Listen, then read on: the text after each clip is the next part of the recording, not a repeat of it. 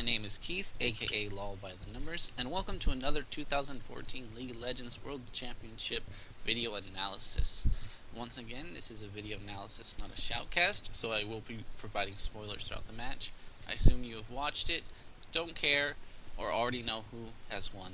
I'll be focusing primarily on macro level strategy, looking a lot at team compositions, their win conditions, how teams should be able to perform with their compositions, what they do right, what they do wrong, and where in the game they should be making moves.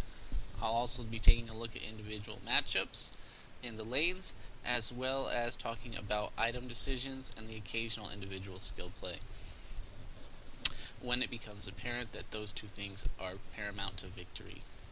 For this game, we have Edward Gaming versus Dark Passage. This is their first game in the group stages. And without further ado, let's get into picks and bans. So from Edward Gaming, we see Nidalee, Alistar being banned out. Top lane is a big focus for teams, especially during the group stages. A lot of teams don't want to fight Nidalee. They know a lot of the non-Asian teams tend to play her. So there's a lot of bans for her. Alistar is just overly strong. Koro doesn't like to play Alistar anyways. They end up removing it. Syndra is also a big champion of Naru. Dark Passage's side, we see Twitch being removed.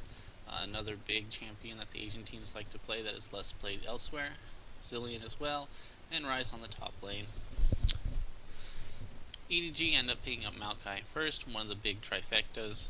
Maokai, Rumble, Ryze, pretty standard pickup. Dark Passage quickly grabbed Lucian, Lucian being the premier lane bully in the World Championships, very strong pickup.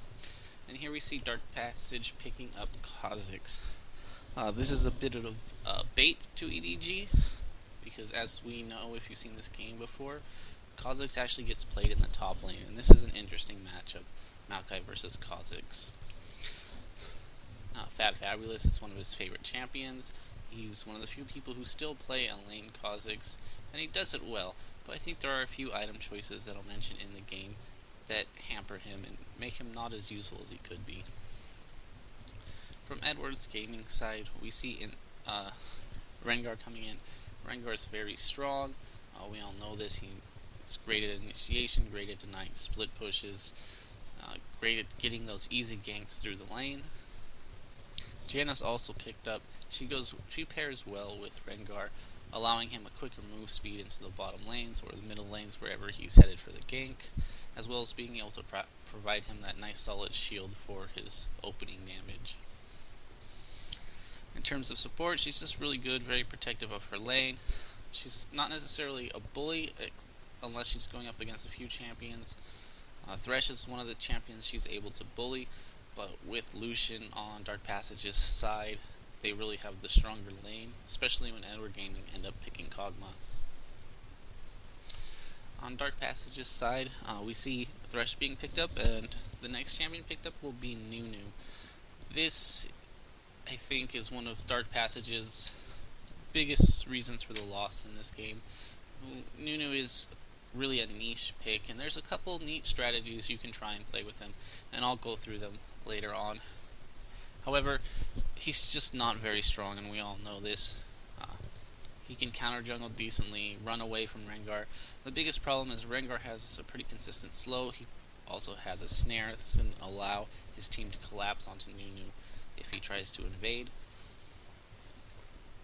Nunu is also unable to duel Rengar at all. It's very dangerous for him to enter Rengar's jungle, because Rengar has the slows, because Rengar gets the leaps from the bushes, which means Nunu's slow is less effective, and there's no way he'll be able to duel. When it comes to moving into Dark Passage's composition, Nunu is also pretty bad because his attack speed buff doesn't really have an effective target. Yes, it works with Lucian's ultimate, but a lot of Lucian's damage is coming from his skills and his passive shots. He doesn't often sit there and constantly auto attack. He's very much the AD caster ADC rather than the auto attack from range ADC. If Dark Passage had picked somebody like Jinx or Caitlyn, Nunu would have made a lot more sense. He provides way more power for them from the back line. Same thing with Tristana, same thing with Kog'Maw. I just think Luna was picked into the wrong ADC champion. There's also no real benefit on Kha'Zix either, as he's also a burst caster AD. On Edward Gaming's side, we see Kog'Maw picked up. Decently standard pick, that goes well in poke compositions. In this composition, he's going to be very protected. He doesn't have to worry about dives from Dark Passage except from Kha'Zix. However, Maokai and Rengar can provide great lockdown against Kha'Zix. With Kha'Zix being the only dive champion on Edward Gaming's team, if they fall behind and they're playing on the defensive, all Maokai needs to do is target Kha'Zix when he leaps in, peel for Kog'Maw, provide that ultimate for protection. It gives Edward Gaming a good way to still fight back, even from behind. The last pickup of Orianna is a pretty generic pick. Very strong, always has been, always will be. Pairs very well with Rengar, able to provide very solid initiation. Rengar jumps in, gets his snare.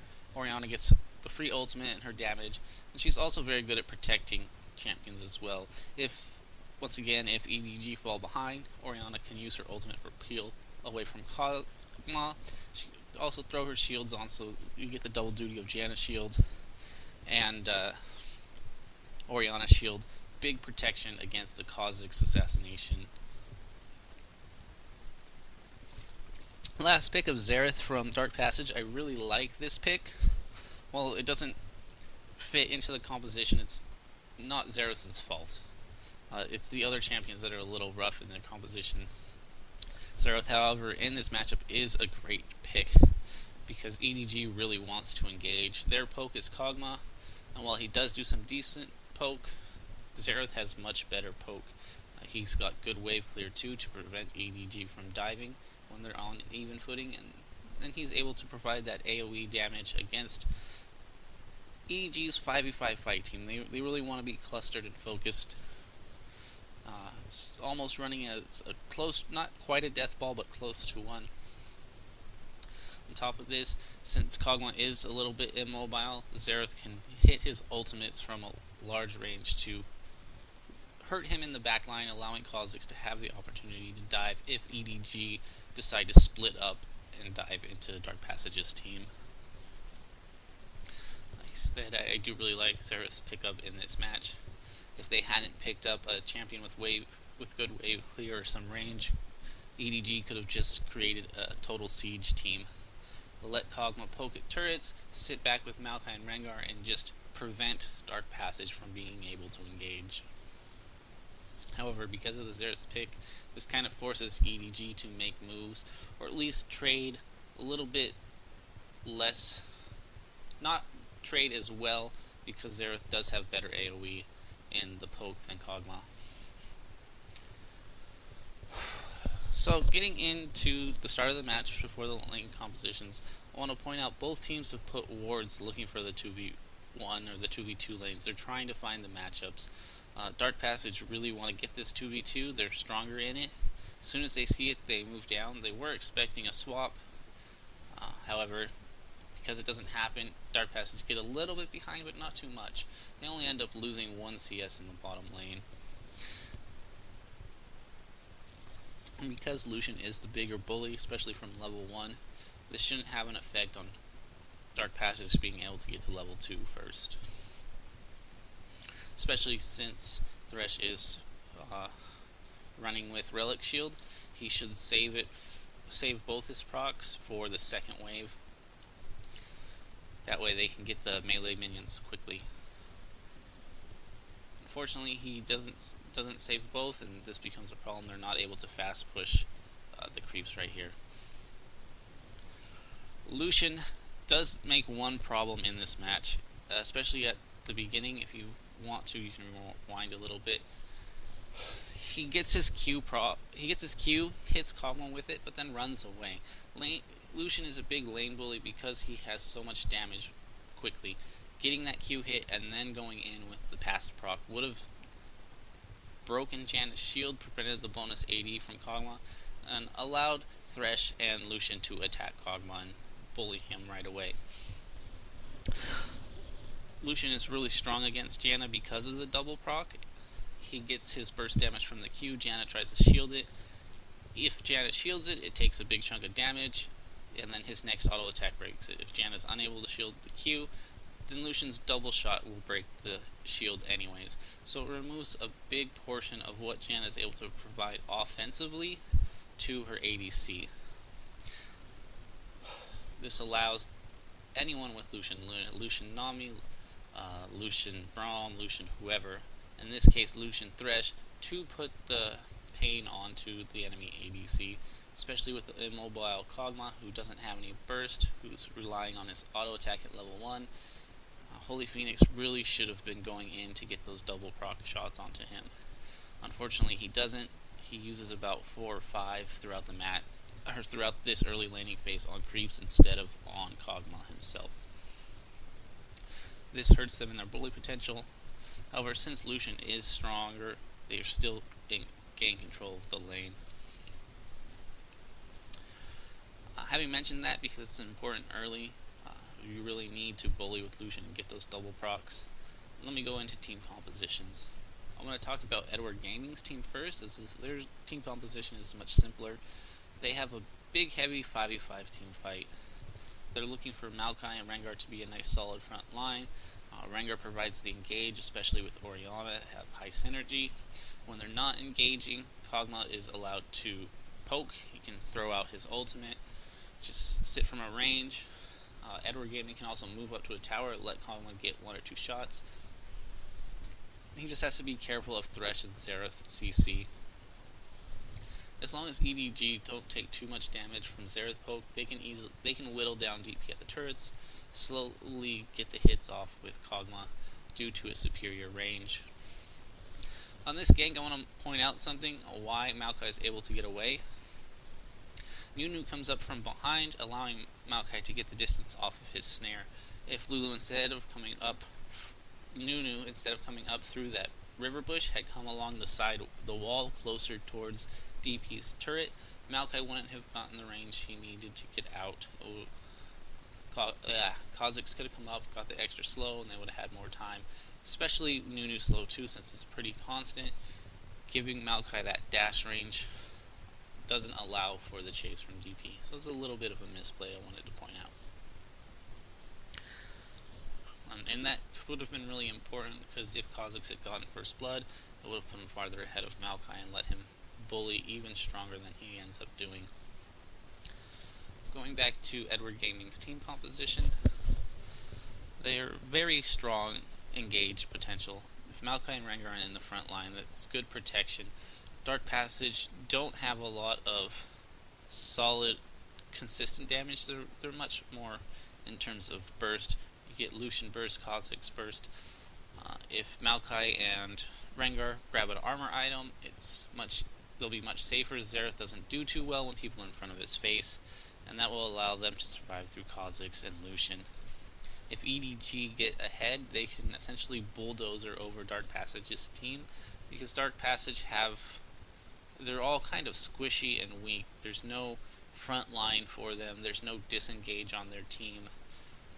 So that means if EDG are able to just get ahead to the point that they can brute force down Dark Passage, that's all that needs to happen. They run in, even turret dive, get the kills, be a bulldozer to run Dark Passage over. If EDG fall behind, they have some very strong peel and protect abilities. Dark Passage's only engagement is Kha'Zix. He has to leap in, and he's going attack damage. He's not a good tank anymore since the change to his ultimate. He's all about the assassination, and we have two very strong tanky champions in Maokai and Rengar. If Kha'Zix tries to leap in, Maokai will root Kha'Zix, throw on his ultimate. This protects Kog'Maw and Janna, the squishy targets. Orianna can throw out her shield, Janna throws out her shield. All of a sudden, you have an extra 400 to 600 HP on your target, under the 20% damage reduction. You also then have Kha'Zix locked up and unable to chase. He loses out a huge amount of the damage potential. Even if he leaps in with his evolved wings and gets a kill, the snare will now keep him in place for the rest of EDG to kill him. So it's very dangerous anytime you're playing against a Maokai, especially, to have only one person who can leap in and dive, because that person is going to get focused and they're not going to have the damage they need to finish somebody off. So this is very well played by EDG. On top of that, if Kog'Maw or Orianna are in big trouble, Janna can ultimate as soon as the Kha'Zix leaps in, knocking him away. There's really not much for DP to do in terms of getting themselves into EDG's team, so even if EDG fall behind, they just need to play very passive, let Kog'Maw poke, and wait for Dark Passage to make the mistake of trying to engage. The flip side to this is Dark Passage do have Xerath. If Xerath gets far enough ahead, he can provide almost everything Dark Passage need to whittle down EDG. It'll just take a good siege of like 4 or 5 minutes with him throwing out his skills until Dark Passage are able to overwhelm EDG's side. A great way to stop this for EDG is if they pick up a Locket. It'll provide great regen for their team as well as protection against Xerath's poke. One other thing that EDG have going for them in this game with their team composition is that their team is much better in the 5v5 fights. If they go even, then they can just draw out and delay this game. They have no need to make the moves in this game. Kog'Maw will eventually outscale Lucian, primarily because he has his range and he's going to be much safer than Lucian will be in a fight. They both provide similar damage, it's just all about ADC safety in the late game that makes Kog'Maw better. On top of that, Maokai becomes really strong hyperscaling. He doesn't have too much to worry about from Xerath, so if he just picks up one magic resist item, even the Locket would be great for him to pick up against Xerath. Then he can focus on 2, maybe even 3 armor items and be able to tank Lucian and Kha'Zix for days. If you go back for a moment, you can look at this dragon fight. I think they'll pull it up on a replay. This is a very bad decision made by Dark Passage. They were man down. They have a much weaker 5v5 team fight. Nunu can't provide too much other than using his ultimate for peel. He might have been looking for the consume smite, but his flash was down anyways. There was no reason for Dark Passage to even be near that. They should have just been standing around Xerath, letting him throw out his skill shots, then just be prepared to walk away. Instead, 2 people on Dark Passage get caught, EDG get dragged, now they're ahead with their much stronger team. So, I've talked about EDG's team and all the ability that they have against Dark Passage's team. So let's move over into Dark Passage. I'm going to make a small point on Kha'Zix's build real quick before going into it so you can watch him while I talk. Kha'Zix goes Hexdrinker first, and this is good. It's a strong item against Maokai. Gives Kha'Zix AD, gives him magic resist. Good things he needs in this lane. I'm not sure if I would have built it as a first item. I see a significant problem coming in this lane Kha'Zix throughout the match, especially against a tanky sustain like Maokai. Kha'Zix really needs mana regeneration.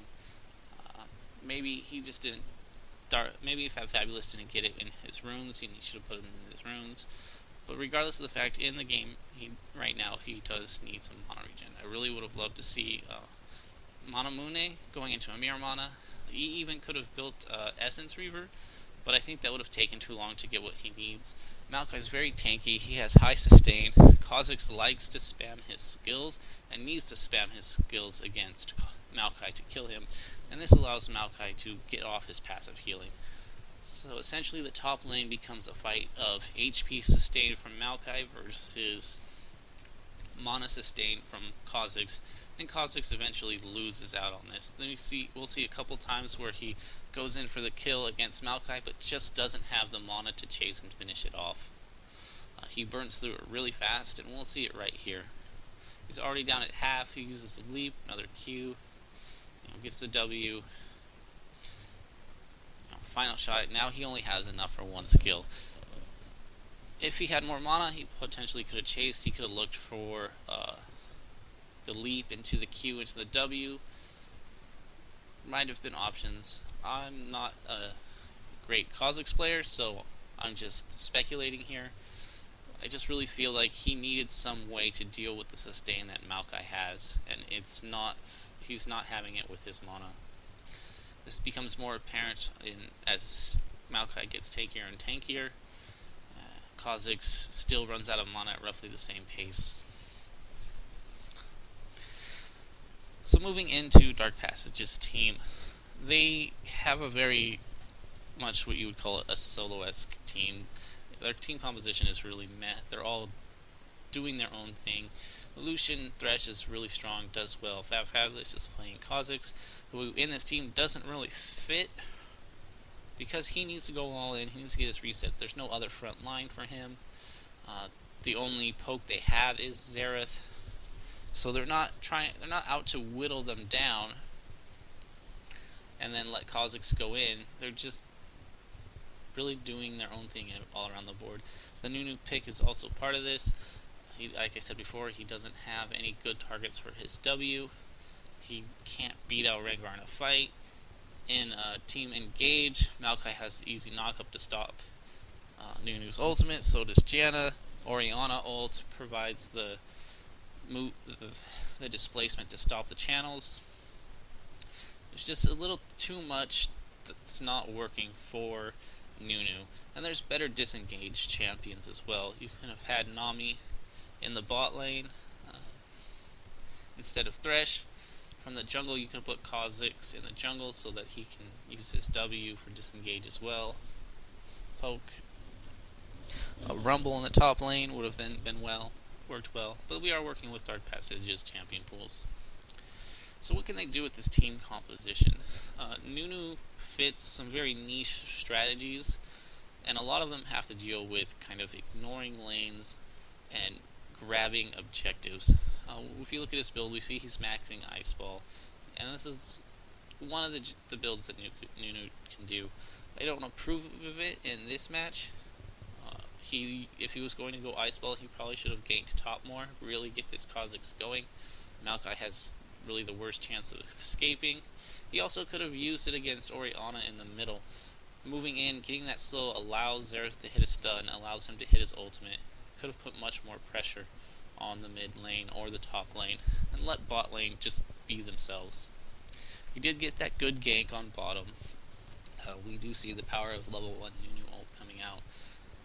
However, he quickly hits his power spike at level 9. After that, he doesn't get any more real strength. So going into the niche strategies that Nunu can do. Nunu's really good at the fast push. Because of his W, he can throw it onto his ADC and take out the turrets really quickly. This is very strong to do with Jinx, to do with Caitlyn. Dark Passage could have picked either one of them, or even picked up Kog'Maw as well.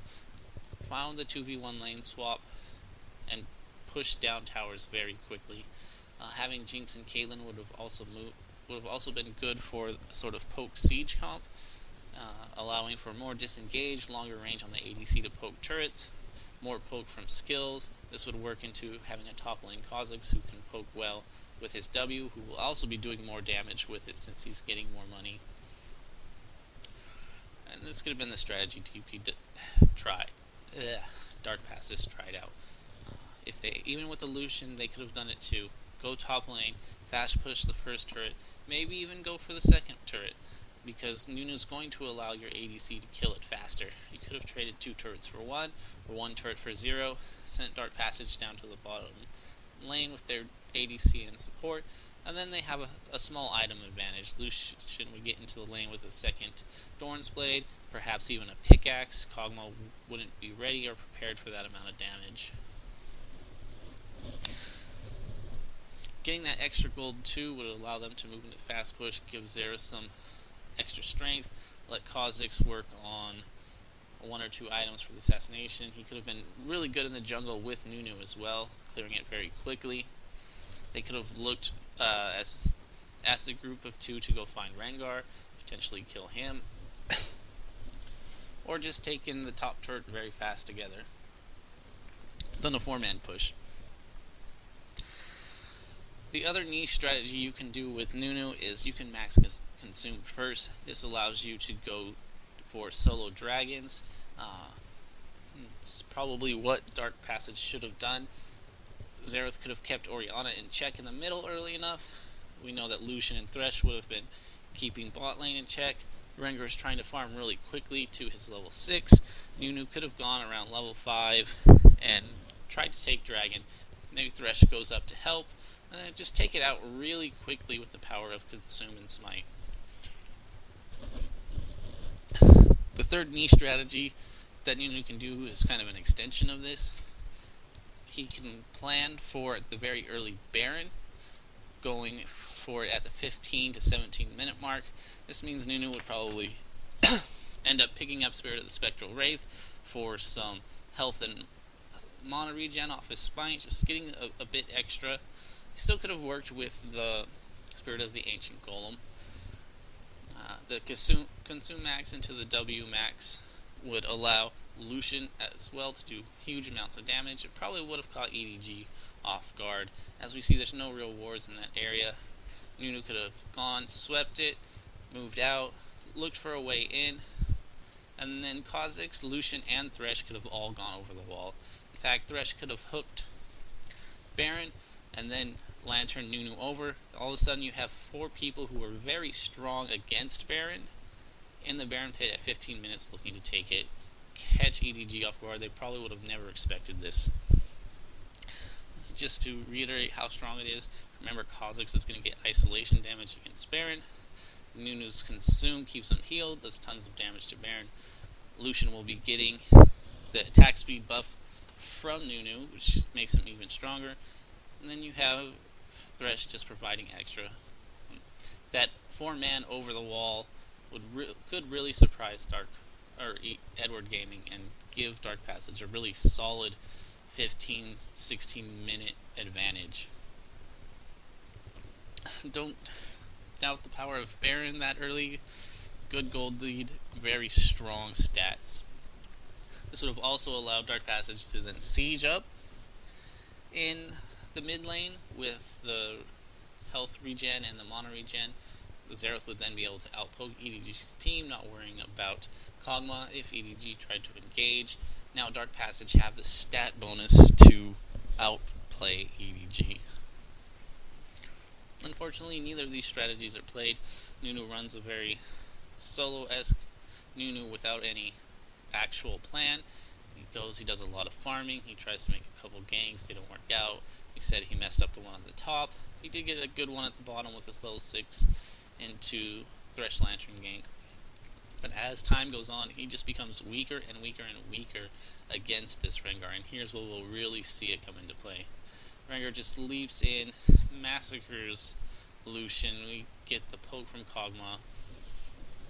It's just nothing can really be done there. Nunu's ultimate does almost nothing. And this is where we really see the power the EDG's composition has over Dark Passage. Also, their play, very good collapsing, and they went ahead in gold. So that's where I feel Dark Passage lost this game. Aside from just the champions they picked, in particularly in Nunu himself, the other ones are still decent. That's why they lost. They didn't have enough power as a team to even look to fight EDG, and they didn't use their niche pick to provide a niche strategy. Looking at items from Kha'Zix, he goes Tiamat, and I'm not really sold on this item. It's very split push oriented, getting the farm, but I don't think Kha'Zix needs it. Kha'Zix could have grabbed, like I said before, a Mana Moon, just gone for some straight up damage, go grab that Bloodthirster so you have some sort of more tankiness for the shielding that you're going to need. That extra auto attack reset from the Ravenous Hydra is not going to be enough, especially against the dual shields of EDG and the protection aura of Maokai. You need to get some more sustained damage, get something that allows you to have more poke damage on Kha'Zix. he can't really assassinate anyone on EDG's team, so he shouldn't be looking to do so. In terms of split push power, we know the team that's good in that, but Kha'Zix already has plenty of split push potential. A leap into the creeps followed by a solid W will clear them almost instantly. If something else is left up, one auto attack plus a Q, and you just have one melee minion left. So I'm really not sold on that pick. From Edward Gaming's side, we do see Janna picking up a Magi Soul Stealer. Once again, we see this a lot from teams in the group stage. It's just a silly buy, honestly. She could be picking up Mikhail's Crucible, preventing Thresh Hooks, which would be one of the ways that Dark Passage could potentially kill a Kog'Maw. I really don't see that happening. They'd have to dedicate everyone to killing him, and once again, that would mean Lucian dashing in, Kha'Zix leaping in, and then EDG respawn by collapsing onto Lucian or Kha'Zix themselves with their better frontline, with their better tank, their better 5v5 teams. And having said that, Janna should probably pick up a Locket. That would be good against the poke. Allow a little extra shield, once again denying Kha'Zix's assassination potential. Every little bit of shield helps, especially when you're able to stack them with multiple champions.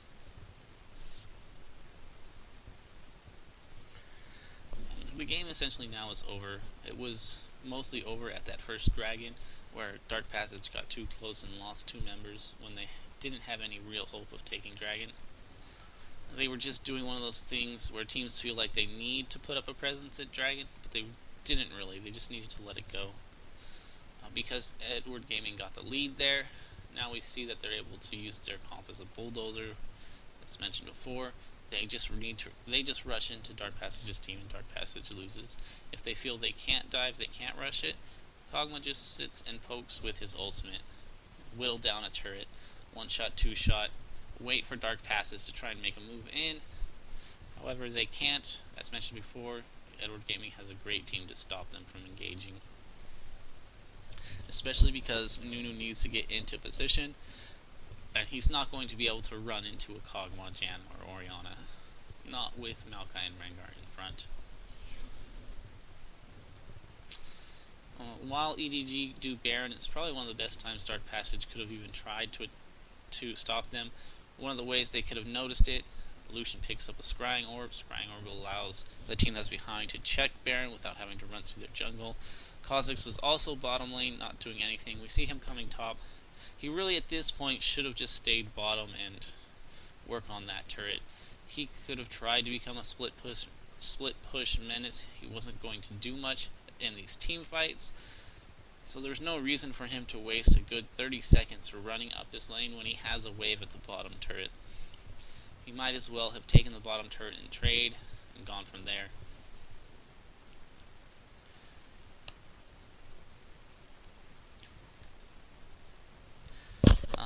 At this point, there's not really anything Dark Passage can do. They do have poke. Kha'Zix can constantly throw out his W. Xerath has his skills, and that's the only damage Dark Passage are going to get off against EDG. They can't engage, as mentioned before, and they don't have any other type of long range poke. Lucian's stuck at his short range. If he goes in, he's in trouble.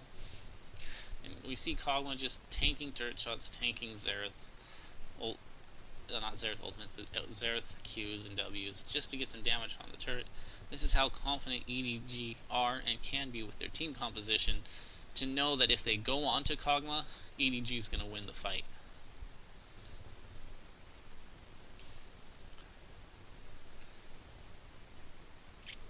I do like that Nunu has picked up his Aegis, moving into the Locket. It's really one of the few things Nunu helps his team out with, so it's not that surprising to see him picking it up. But it does point out that we see better item choices in terms of supports and junglers sometimes coming from these non-Asian teams. They've got this team focus. Later on in the world stages, we'll see it being picked up all around.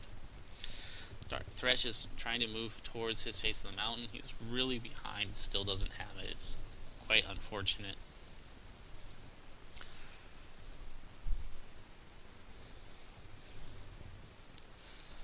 There's not much else to say about this game.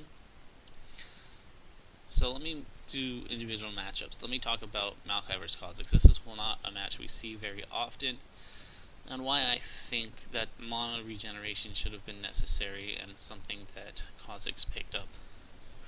Maokai is very tanky. He has a lot of sustain, but he can't really fight Kha'Zix. Kha'Zix has the ability to use his Qs and use his Ws to get free damage onto Maokai.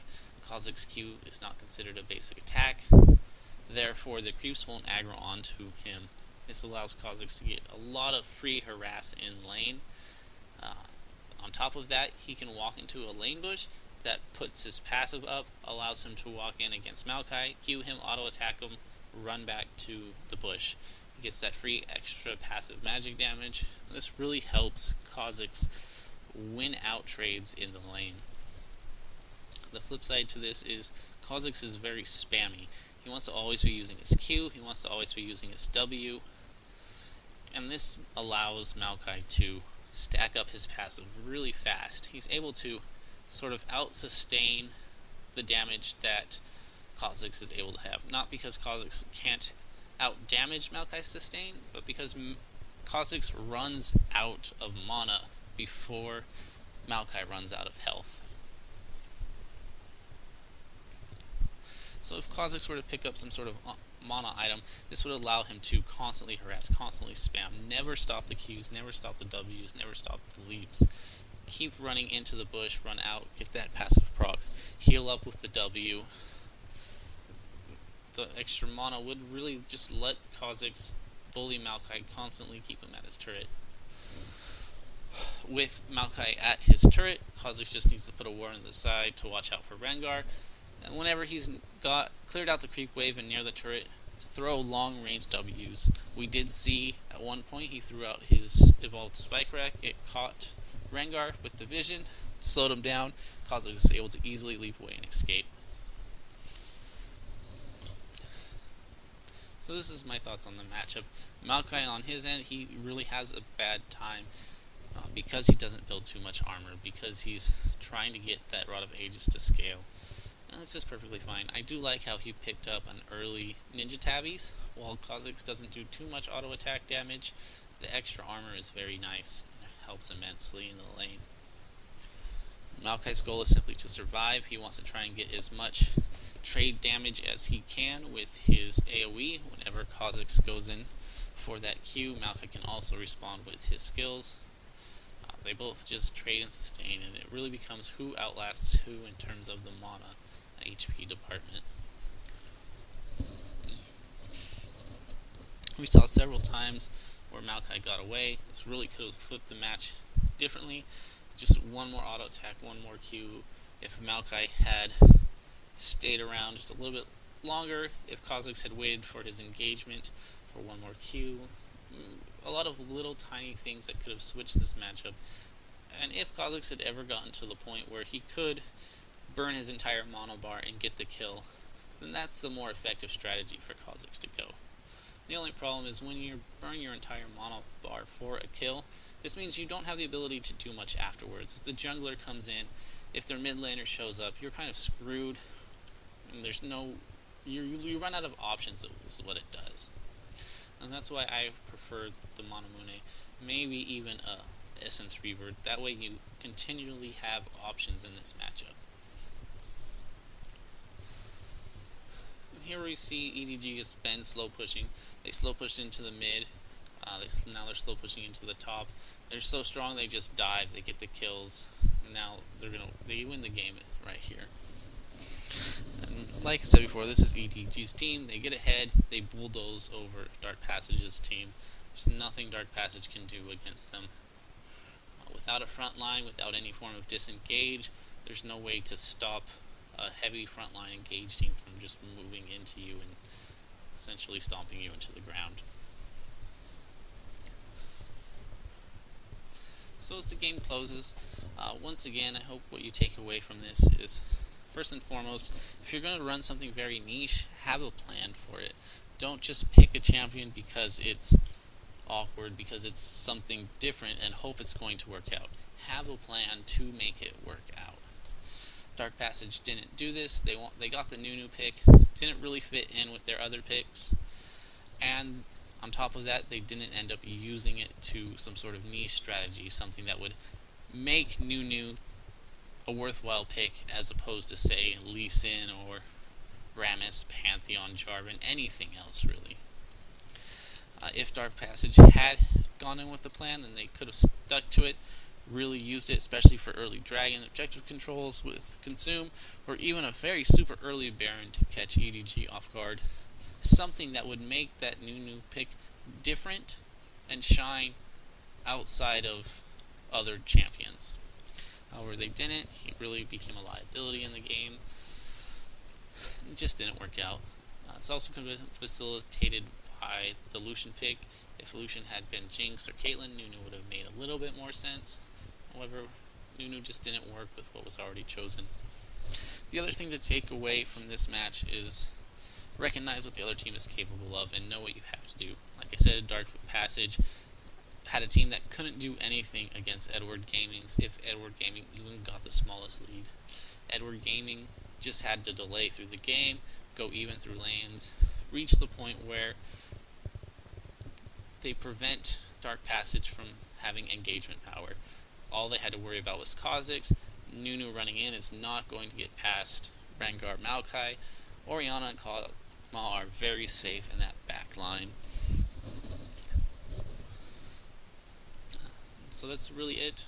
Watch the team compositions, know what the other teams are capable of and how to counteract it. When you recognize you're weak, find some strategy to try and get you ahead in the early game or at a specific point in the game. Have a plan to try and circumvent the other team and get yourself an advantage outside of fighting 5v5s.